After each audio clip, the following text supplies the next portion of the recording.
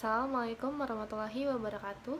Perkenalkan, nama saya Nabila Resti Prameswari dari Prodi Manajemen A Sore dengan NIM 28150046. Di sini saya akan mempresentasikan atau membuat video presentasi untuk mata kuliah Statistics Business Universitas Pancasakti dengan dosen pengampu Ibu Irvia Eriza, SPD, MPD.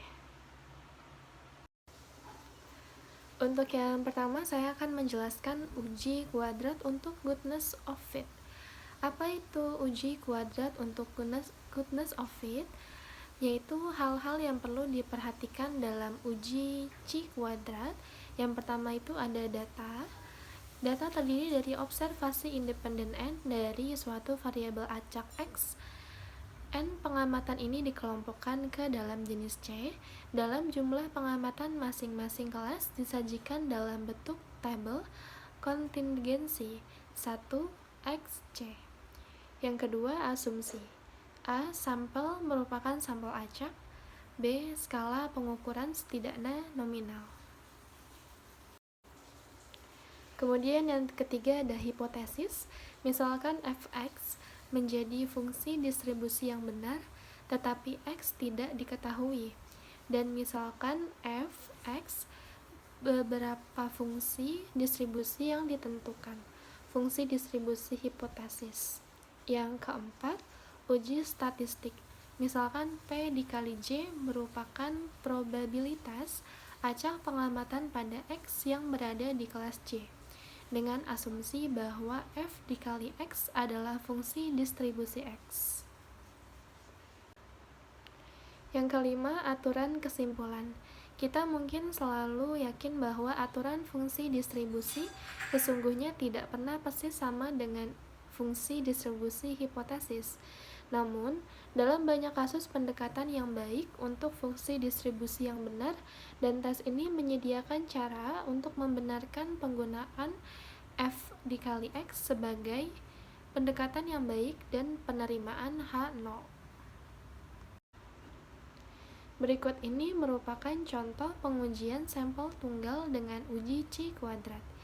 Dari 144 kali lomba yang diamati, distribusi pemenang berdasarkan 8 nomor lintasan ditunjukkan sebagai berikut.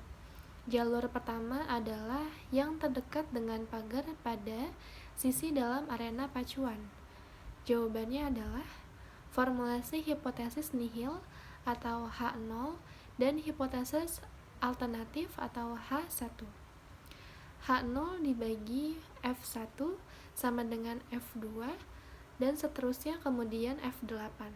Artinya, tidak terdapat perbedaan dalam banyak hal pemenang yang diharapkan, yang mengambil start dari posisi start manapun, dan setiap perbedaan yang diamati semata-mata adalah variasi yang kebetulan. H1 banding frekuensi untuk F1, F2, seterusnya sampai F8, dan tidak sama semuanya. Taraf signifikan. Digunakan taraf signifikan 0,01 N sama dengan 144, yakni lomba pacuan. Lomba pacuan kuda yang diamati.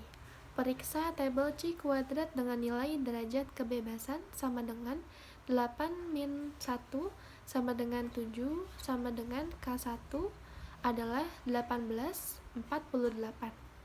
Kriteria pengujian. Distribusi C kuadrat dengan derajat bebas sama dengan K-1, nilai dengan derajat kebebasan sama dengan 8-1 sama dengan 7 adalah 14,48. Kemudian merupakan jumlah pemenang dan nomor jalur lintasan dengan 1, 2, 3, 4, 5, 6, 7, 8, dan seterusnya. Kemudian keputusan, oleh karena T dihitung 16,3 lebih kecil daripada T, tabel sama dengan 18,48. Maka H0 diterima pada taraf signifikansi 0,01. Kesimpulannya, tidak terdapat perbedaan yang nyata dalam hal banyak pemenang yang diambil start dari posisi manapun. Kemudian saya akan menjelaskan apa itu uji keselarasan. Uji keselarasan, uji goodness of fit, uji keselarasan adalah analisis untuk mengetahui apakah distribusi data seragam atau tidak. Uji goodness of fit salah satu teknik statistik yang memudahkan peneliti menilai kemungkinan memperoleh perbedaan frekuensi yang nyata yang diobservasi dengan frekuensi yang diharapkan dalam kategori-kategori tertentu akibat dari kesalahan sampling. Berikut merupakan contoh uji keselarasan. Berikut ini adalah sampel acak berukuran 20 yang diurutkan dari terkecil hingga terbesar.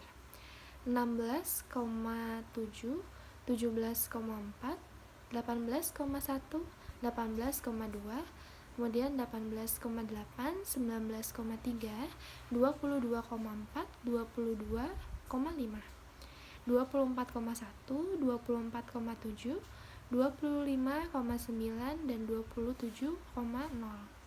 Kemudian 35,1, 35,8, 36,5, 37,6. Kemudian 39,8, 42,1, 43,2, dan 46,8. Kita akan menguji hipotesis 0. H0 adalah sampel acak distribusi normal dengan mean 30 dan varian 100. H1 adalah selain H0.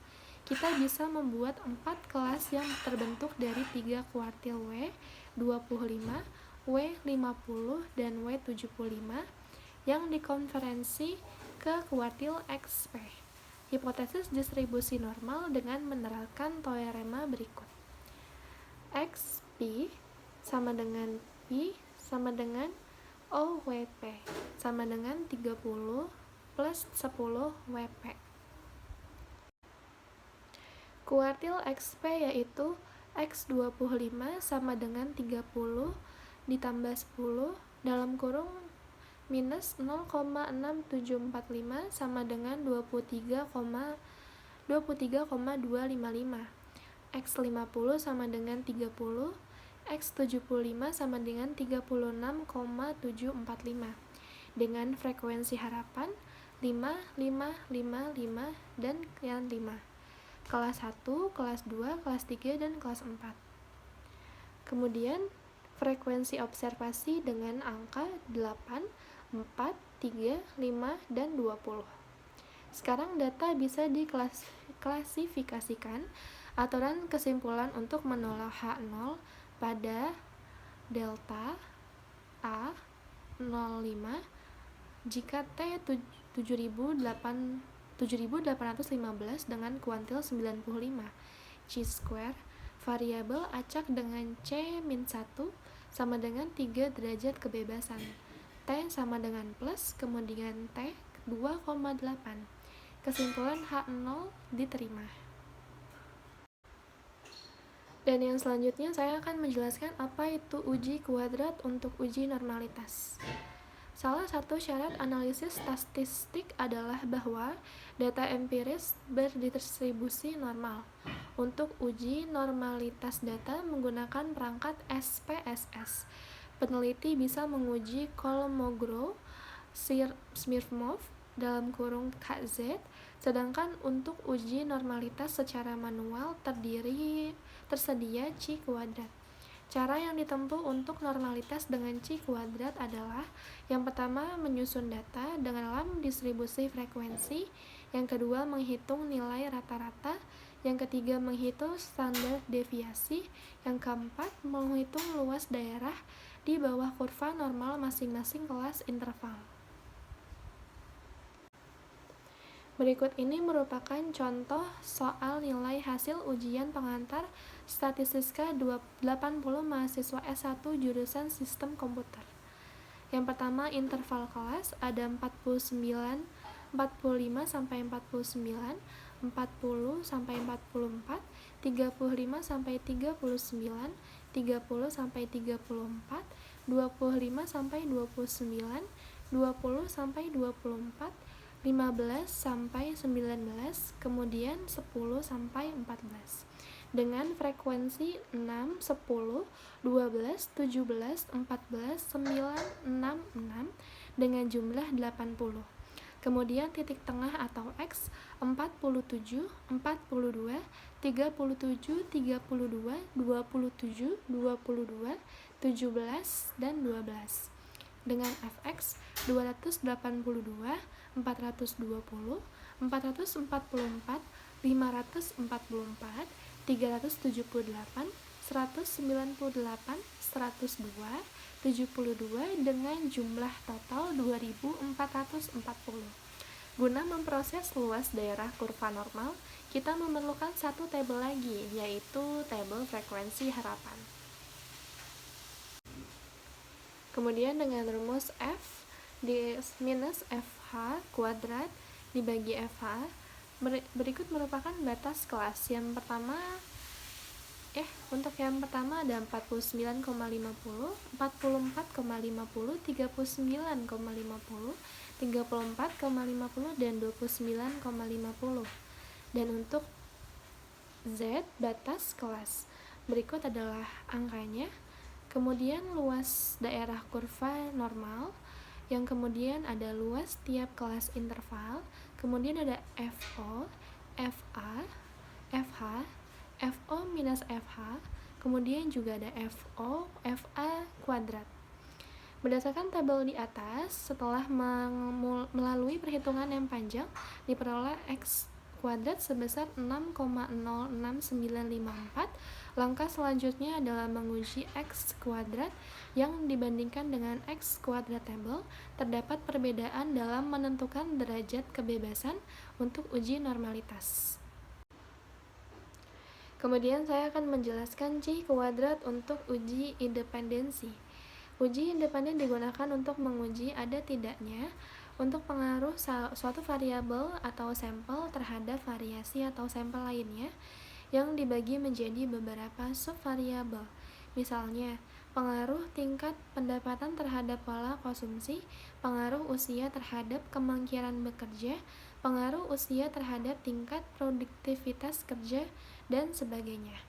Contohnya, riset sebuah perusahaan mengenai pengaruh usia terhadap tingkat kemungkinan karyawan yang bekerja di perusahaan tersebut selama 1 tahun menunjukkan angka-angka berikut.